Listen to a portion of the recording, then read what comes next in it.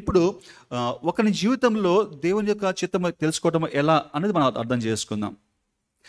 దీన్ని ఎలా అర్థం చేసుకుందాము అని అంటే, నేనేం చేయాలి, నా పర్పస్ ఏంటి అని అంటే, దేవుడు ఎవరి దగ్గరికి వచ్చి కూడా అరే బాబు నువ్వు బలంగా ఉన్నావు, నువ్వు వెళ్ళి ఇల్లు కట్టే పని నీది. అరే బాబు నువ్వు చాలా షార్ప్గా ఉన్నావు, నువ్వు డ్రైవింగ్ పని నీది. నువ్వు చాలా తెలివిగా ఉన్నావు, నువ్వు ఇలాగా ఒక సాఫ్ట్వేర్ ఇంజనీర్ నువ్వు, ఎట్లా స్పెసిఫిక్గా అలా ఏం చెప్పట్లా. అలా నువ్వు తెలుసుకోవాలి అంటే కనుక అసలు నీ లైఫ్ యొక్క పర్పస్ ఏంటి నీకు అర్థం అవ్వాలి అని అంటే, దేవుని చిత్తము 2 రకాలుగా ఉంటుంది. మొట్టమొదటిది రివీల్డ్ విల్ ఆఫ్ గాడ్ అంటాము, ఫస్ట్ది రివీల్డ్ విల్ ఆఫ్ గాడ్ అంటాం. రెండవది స్పెసిఫిక్ విల్ ఆఫ్ గాడ్. ఎవరైతే రివీల్డ్ విల్ ఆఫ్ గాడ్కి ఒబీడియంట్గా ఉంటారో వాళ్ళకి వాళ్ళ యొక్క స్పెసిఫిక్ విల్ ఏంటో దేవుడు బయలుపరుస్తాడు. చెప్పిన పనే చేయని వాడికి స్పెసిఫిక్గా మనం అప్పగిస్తారండి. నువ్వు ఈ పని చేయాలి నీకు తెలుసు, నీకు ఇవ్వబడింది ఆ పని, ఇచ్చింది చెప్పిందే నువ్వు చేయవు. అలాంటిది నీకు ఇక స్పెసిఫిక్గా నీకు ఎవరు పని ఇస్తారు, నిన్ను ఎవరు పనిలో పెట్టుకుంటారు? మరి స్పెసిఫిక్ విల్ ఆఫ్ గాడ్ అనే దాన్ని మనం ఎలా అర్థం చేసుకుంటాము అని అంటే, దేవుడు ఆల్రెడీ రివీల్ చేసేసాడు మనకు. ఇదిగో దేవుడు సెలవిచ్చిన మాట సమూయేలు గారు చెప్పారు కదండి. ఏంటి ఇదంతా కూడా? ఇది ఆయన సెలవిచ్చిన మాటే. ఆయన సెలవిచ్చిన ఈ మాటని నువ్వు ఇందులో చెప్పిన విషయాల్లో ఎంతవరకు నువ్వు నమ్మకంగా ఉన్నావో చూసుకుంటే నీకు అర్థమైపోతుంది. చెప్పిన విషయాలు ఎలా చేస్తున్నావో, వాటికి ఎంత ఫెయిత్ఫుల్గా ఉంటున్నావో.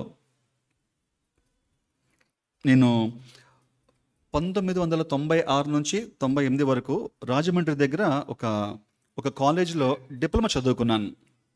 ఆ రోజుల్లో ఈ ఫోన్లు, ల్యాండ్లైన్స్ అంతగా ఉండేవి కాదు.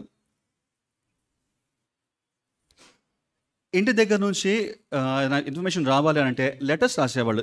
ఈ జనరేషన్ వాళ్ళు చాలామంది మిస్ అయిపోయి ఉంటారు ఆ లెటర్స్ని. లెటర్స్ రాసి పంపించేవాళ్ళు. ఇంటికి ఏదైనా సమాచారం పంపించాలంటే నేను కూడా లెటర్ రాసేవాడిని. నెలకి 1-2 ఇంటి దగ్గర నుంచి లెటర్స్ వచ్చేవి. ఆ లెటర్ తీసి చదువుకుంటే చాలా హ్యాపీ అనిపించేది. ఎప్పుడెప్పుడు లెటర్ వస్తుందా ఏదో చూస్తూ ఉండేవాళ్ళము. నాకేమనిపించేది అని అంటే, మా నాన్న రాసిన లెటర్స్ అన్నీ కూడా తీసుకొని ఒక రూమ్లో ఒక బాక్స్ ఉంటుంది, బాక్స్లో పెట్టుకుంటాం. గుర్తుకొచ్చినప్పుడు, బాధగా ఉన్నప్పుడు రాసిన లెటర్లో మళ్ళీ బయటకు తీసి చదివిన లైన్లే మళ్ళీ చదువుకునేవాడిని. అది చదువుతున్నప్పుడల్లా చాలా హ్యాపీ అనిపించేది. ఎందుకంటే మళ్ళీ మనం హాలిడేస్ వచ్చి ఇంటికి వెళ్ళే వరకు కూడా ఆ మాటలన్నీ మనకి ఒక ఉత్సాహాన్ని ఇచ్చేవి. ఆ మాటలు మనల్ని ఆ హాలిడేస్ వరకు నడిపిస్తూ ఉండేవి.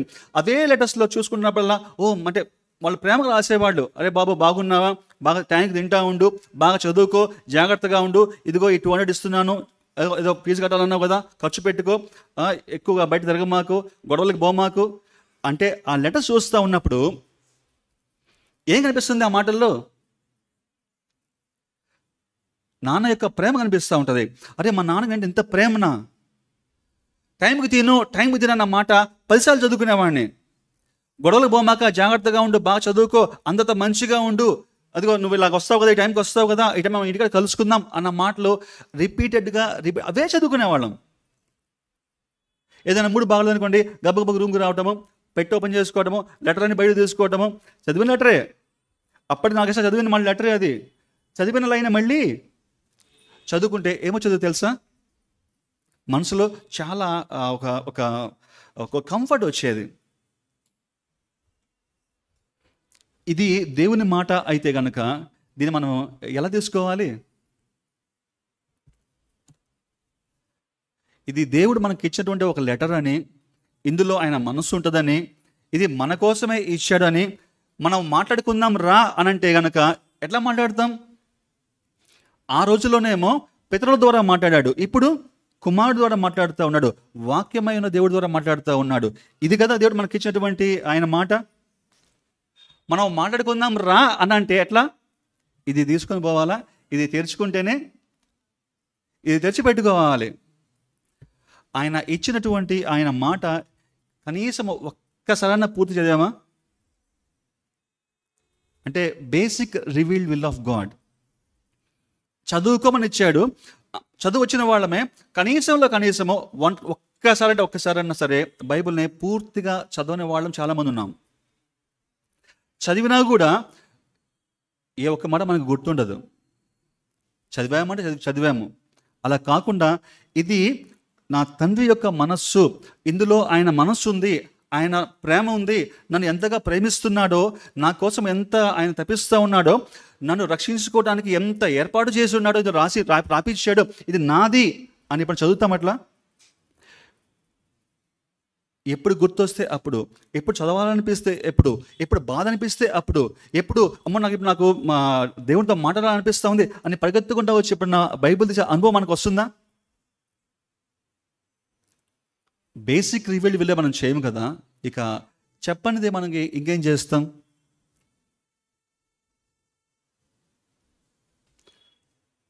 చాలా సంగతులు ఉన్నాయి. అన్నీ కాకపోయినా మనం చెప్తున్నాం కదండి కొన్ని మాటలు. కొన్ని సందర్భాలలో ఒక మైల్ స్టోన్ ఈవెంట్గా ఆయన చెప్పాడు స్పెసిఫిక్గా, ఇది దేవుని చిత్తము అని. చెప్పినవే కాదు, చెప్పనివి కూడా ఆయనవే. అలా చెప్పిన వాటిలో ఒకటి ఏంటి అని అంటే, ఫస్ట్ నెంబర్ 1, ఆయన చిత్తంలో ప్రతి ఒక్కళ్ళు చేయాల్సినటువంటి ఫస్ట్ ఐటమ్ యోహాను సువార్త 6వ అధ్యాయము 40వ వచనం.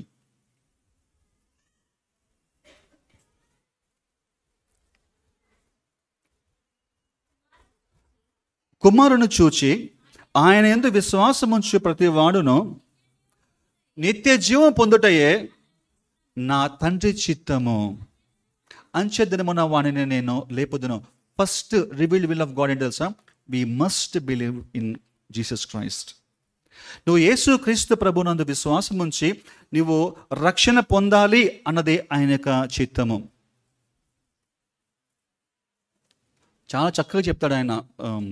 అపోస్తలుల కార్యముల గ్రంథము 17వ అధ్యాయము 30వ వచనంలో చెప్తాడు, ఒకప్పుడైతే కనుక ఆ అజ్ఞాన కాలమున ఆయన చూసి చూడనట్లుగా ఉన్నాడంట దేవుడు. ఇప్పుడైతే కనుక అంతటను అందరూ మారు మనస్సు పొందవలనని మనుషులకు ఆజ్ఞాపించుచున్నాడు. ఆయన రివీల్డ్ విల్ ఏంటంటే, నువ్వు మారు మనస్సు పొందాలి, పాప క్షమాపణ పొందాలి. ఆయన ఉచితంగా యేసు క్రీస్తు ప్రభు ద్వారా అనుగ్రహించినటువంటి ఆ రక్షణ భాగ్యమును నువ్వు తీసుకోవాలి. అది ఆయన ఫస్ట్ విల్. మనం చాలాసార్లు ఈ మాట వింటాం కానీ రెస్పాండ్ కాము. దేవునికి మహిమ. ఈరోజు కొంతమంది ఈ కాల్కి రెస్పాండ్ అయ్యారు, ఒబీడియన్స్ చూపిస్తా వారు రక్షణ పొందారు.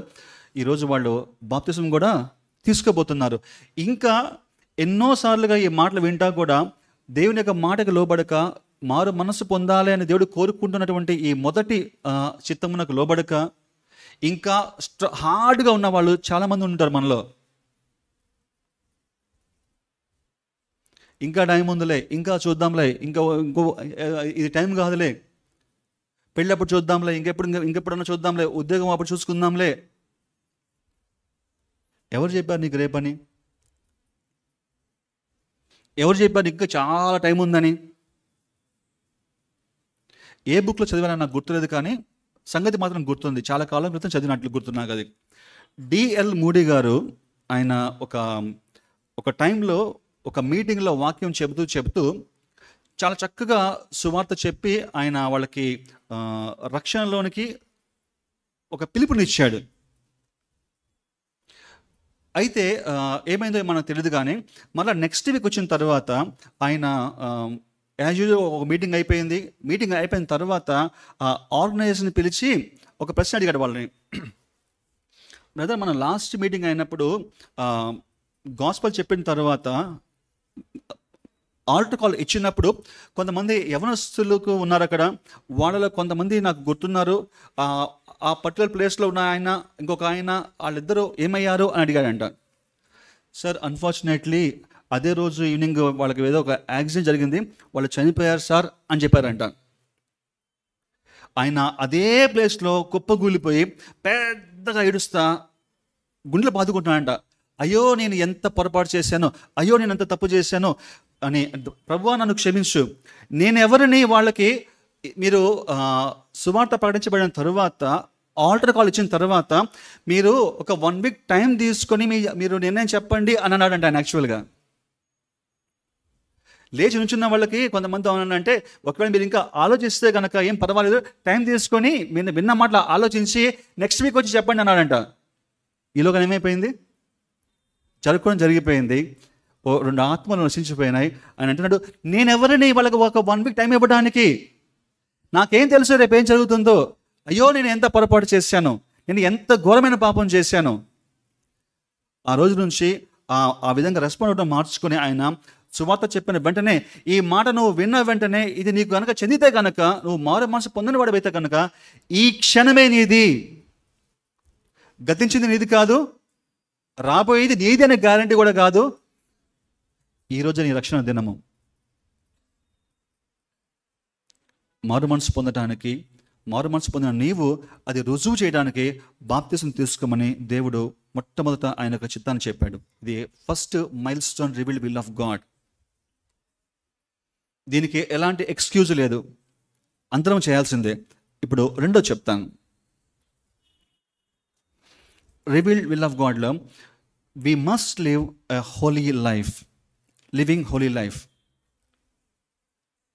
ఎలాగనంటే తెస్సలోనికైయులకు రాసినటువంటి మొదటి పత్రిక 4వ అధ్యాయము 3వ వచనము.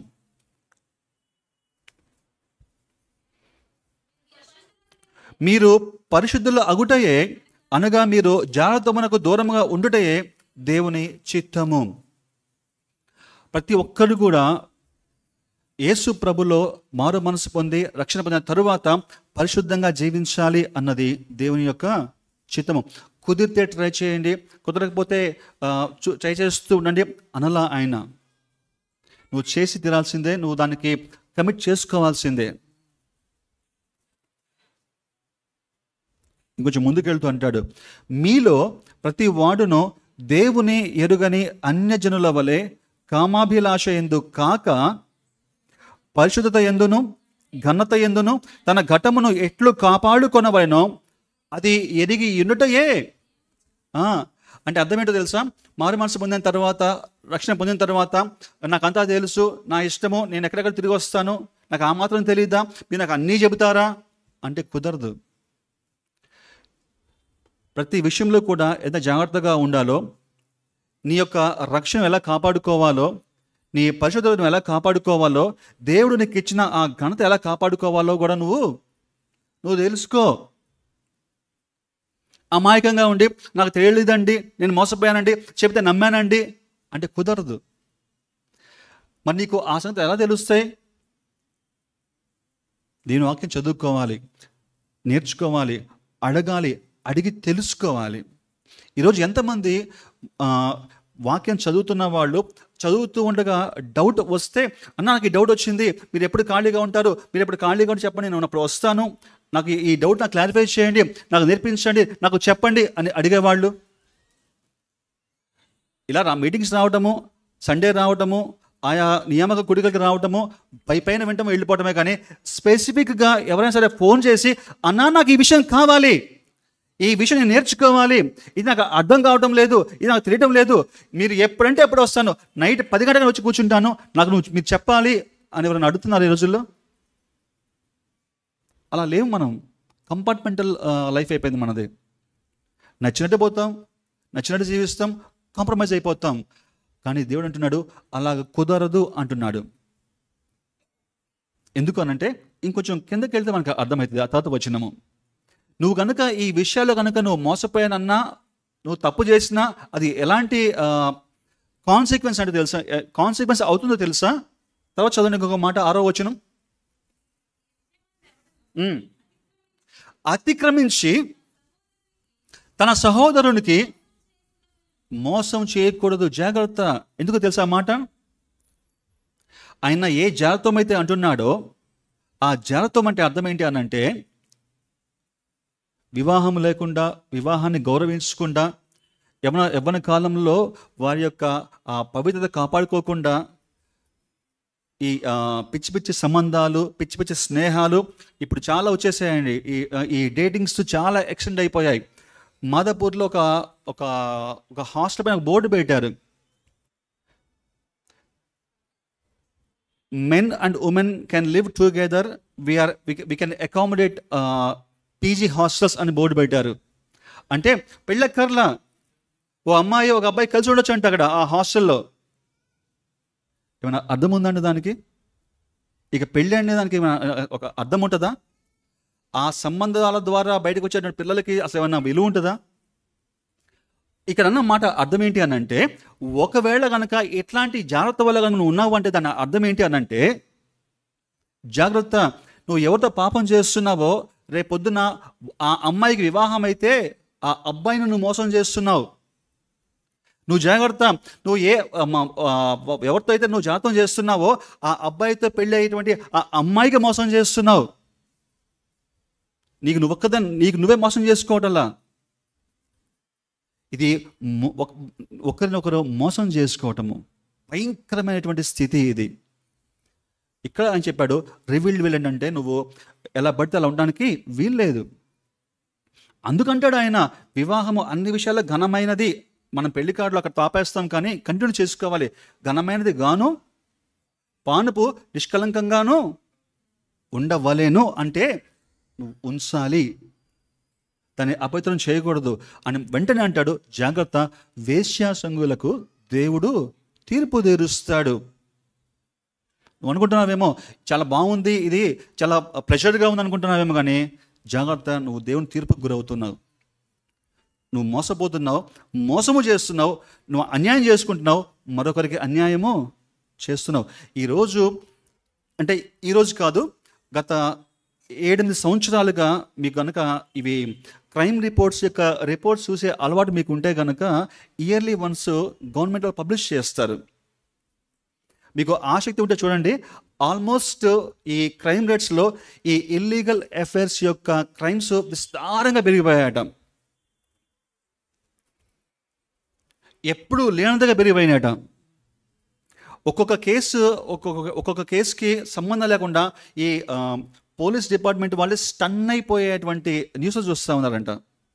బట్ ఓకే, మనము జాగ్రత్త పడాల్సినటువంటి ఏరియాని దేవుడు జ్ఞాపకం చేస్తున్నాడు. ఇది ఎన్నో విషయం అండి? 2వ విషయము. 3వ మనం చూసుకుందాం. రివీల్డ్ విల్ 3వ విషయము, అన్ని సర్కమ్స్టాన్సెస్లో దేవునికి థ్యాంక్స్ చెప్పడం నేర్చుకో. ఇది కూడా మనకి అదే పత్రికలో ఉంది, 1 తెస్సలోనికీయులకు రాసిన పత్రిక 5:18. ప్రతి విషయమందును కృతజ్ఞతాస్తుతులు చెల్లించుడి, ఇలాగు చేయుట యేసుక్రీస్తునందు మీ విషయంలో దేవుని చిత్తము. అన్ని విషయాల్లో దేవునికి మనము థ్యాంక్స్ చెప్పడము నేర్చుకోవాలి. కొంచెం ముందుకు వెళ్ళిపోదాము, టైం అయిపోతూ ఉంది. 4వ చెప్తాను. రివీల్డ్ విల్ ఆఫ్ గాడ్లో దేవుడు చెప్పింది ఏంటంటే, ప్రొక్లైమ్ ద గాస్పల్. రక్షించబడిన నీవు ఒక టైంకి నువ్వు సువార్తకు సాక్షిగా, సువార్తను ప్రకటించు సేవకుడిగా నువ్వు మారాలి.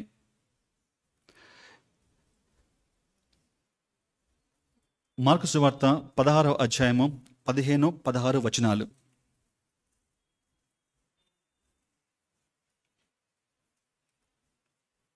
ఇంకొక 10 నిమిషాలు నేను ముగించేస్తాను. మీరు సర్వలోకమునకు వెళ్ళి ప్రకటించుడి, నమ్మి బాప్తిస్వం పొందినవాడు రక్షించబడతాడు, నమ్మని వానికి శిక్ష విధించబడుతుంది అన్నాడు. ఇవే మాటలు మరలా మనకి మత్తయి సువార్త 28వ అధ్యాయము 19లో కూడా ఉన్నాయి. కాబట్టి మీరు వెళ్ళి సమస్త జనులను శిష్యులుగా చేయుడి అన్నాడు. అంటే శిష్యుడిగా ఉన్న నీవు నాయకుడిగా ఎదిగి మరొక శిష్యుడిని తయారు చేయాలి. అది రివీల్డ్ విల్ ఆఫ్ గాడ్. అలాగే ఇంకో మాట అన్నాడు, తండ్రి యొక్కయు కుమారుని యొక్కయు పరిశుద్ధాత్మ యొక్కయు నామములోనికి వారికి బాప్తిసం ఇచ్చుచు నేను మీకు ఏ ఏ సంగతులను ఆజ్ఞాపించినో వాటన్నిటిని గైకొన్న వాళ్ళని వారికి బోధించుడి. నువ్వు చెప్పడం కూడా నువ్వు నేర్చుకోవాలి. ఇదిగో యుగ సమాప్తి వరకు సదాకాలము మీతో కూడా ఉన్నాను. జనరల్గా మనం ఈ వాక్యాన్ని ఇంట్లో అతికించుకుంటాం, బయటికి వెళ్ళేటప్పుడు వచ్చేటప్పుడు చూసుకుంటూ ఉంటాం. ఇది ఇచ్చింది యాక్చువల్గా ఊరికే పెట్టుకోమని కాదు. ఎవరికి ఆయన తోడుగా ఉంటానన్నాడు? ఎవరైతే సువార్త కోసము ప్రాణాలు తెగించి బయటకు వెళ్తున్నారో ఓ శిష్యుని తయారు చేసే క్రమంలో, దేవుని యొక్క రాజ్యాన్ని కట్టేటువంటి క్రమంలో కష్టపడుతూ ఉన్నాడో వాళ్ళ కోసం చెప్తున్నాడు ఆయన ఆ వాగ్దానము. ఇది కుదిరితే చేయండి, ప్రయత్నించండి, ఏదో ఒక అటెంప్ట్ చేయండి అని అనలా, ఒక ఆజ్ఞగా మనకు ఇచ్చి వెళ్ళాడు. ముందు గనక ఈ 4 అంటే మైల్ స్టోన్ రివీల్డ్ విల్గా కనుక మనం తీసుకుంటే, వీటిల్లో నువ్వు నమ్మకంగా ఉంటే నీకు స్పెసిఫిక్ విల్ని దేవుడు తెలియజేస్తాడు. యాక్చువల్గా ఇవే కాదు, ఆయన ఇంకా చాలా చెప్పాడు. ఇప్పుడు బైబిల్లో మనకి అబద్ధం చెప్పొద్దు అన్నాడు, అదేంటి? ఆయన చిత్తమే కదా. దొంగతనం చేయొద్దు అన్నాడు, అదేంటి? నీ తల్లిదండ్రులను గౌరవించండి, వారిని సన్మానించండి అన్నాడు. నీ పొరుగు వారిని ప్రేమించండి అన్నాడు. నువ్వు లోకములకి ఉప్పు అన్నాడు, లోకంలోకి వెలుగులాగా ఉండాలి అన్నాడు. ఇవన్నీ ఏంటి?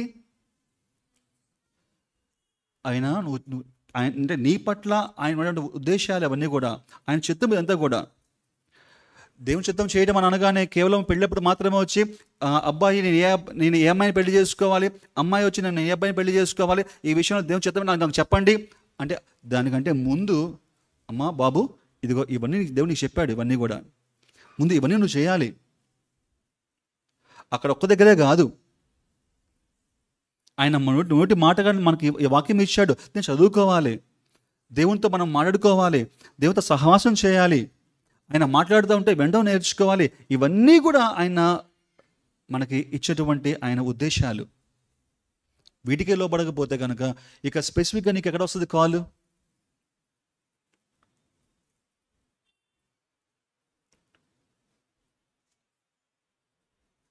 దేవుడు నాకు తెలుసు, నేను మారు మనసు పొందాను, నేను రక్షించబడ్డాను అని చెప్పుకుంటే కనుక నువ్వు ఆ స్థాయిలో నీ లైఫ్ లేకపోతే కనుక దేవుని వాక్యము నిన్ను ఏమంటుంది అని అంటే,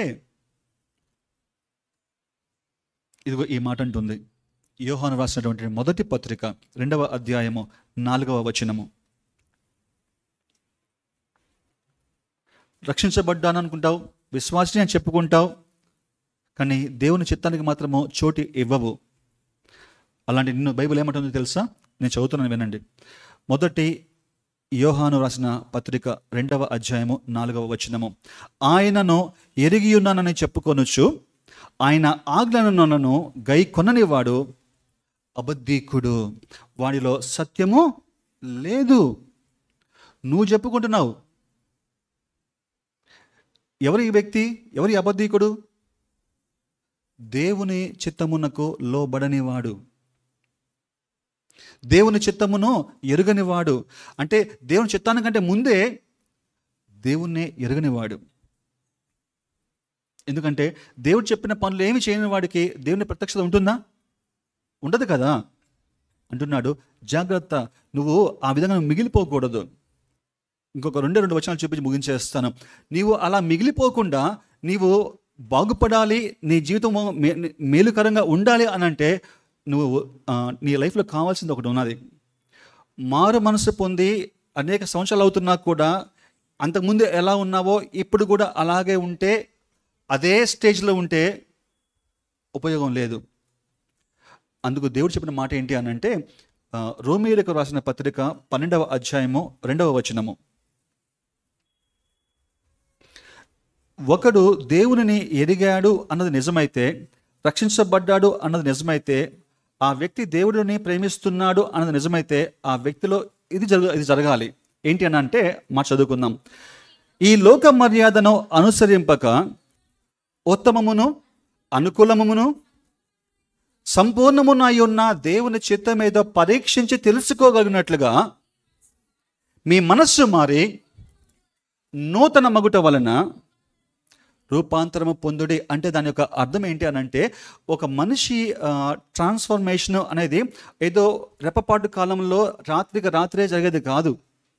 ఈరోజు మధ్యాహ్నము కొంతమంది బాప్తిసం తీసుకుంటున్నారు అనగా సంపూర్ణంగా వాళ్ళ మనసు మారిపోతుందా?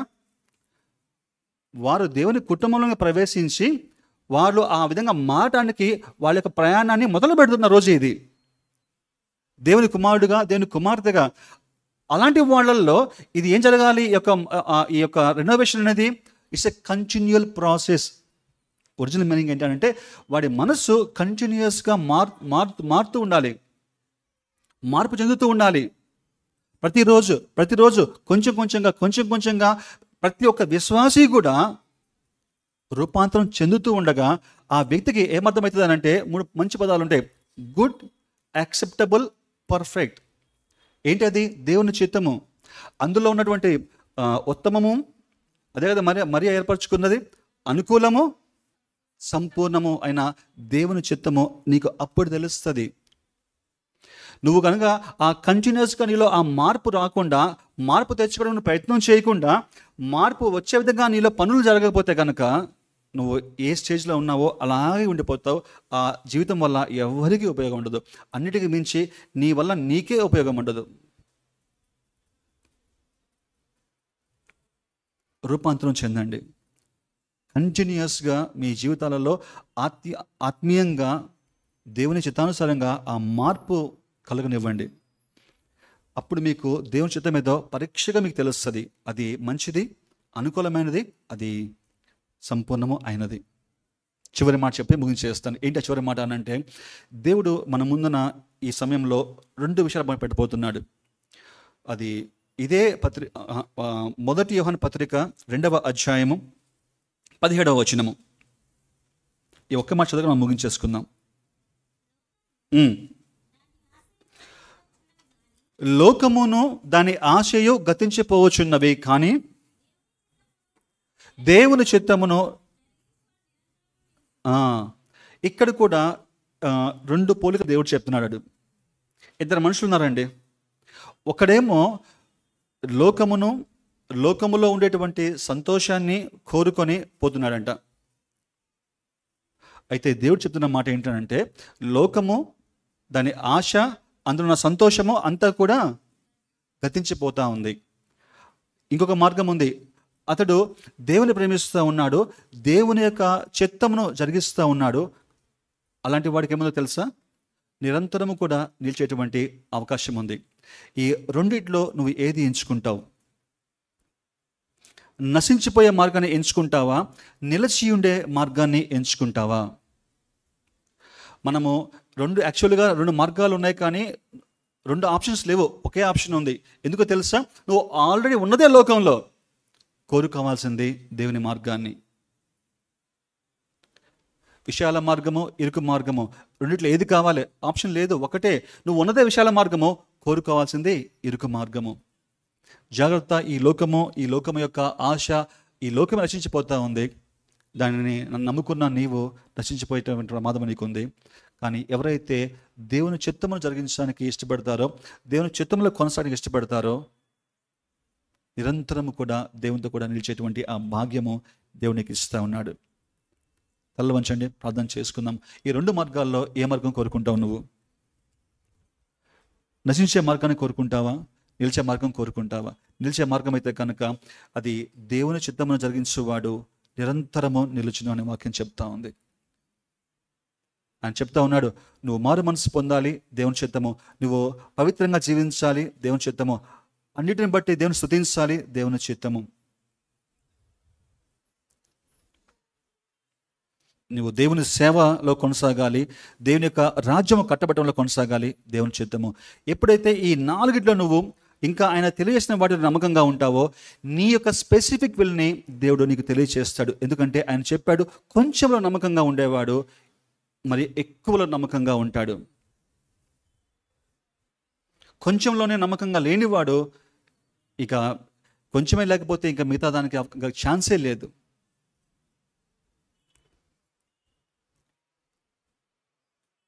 దేవుడు చెప్పిన విషయాల్లో ఎలా జీవిస్తూ ఉన్నావో పరీక్ష చేసుకుందాం, ప్రార్థన చేసుకుందాం. ఒక మంచి సమయము దేవుని దగ్గర కూర్చుందాం, సరి చేసుకుందాం, తిరిగి సమర్పించుకుందాం. ప్రభువా, ఇష్టానుసారంగా జీవిస్తూ ఉన్నాను, నా సొంత ఇష్టం నెరవేర్చుకుంటా ఉన్నాను, కానీ అది నీకు సంతోషం కాదని నాతో మాట్లాడుతూ ఉన్నావు.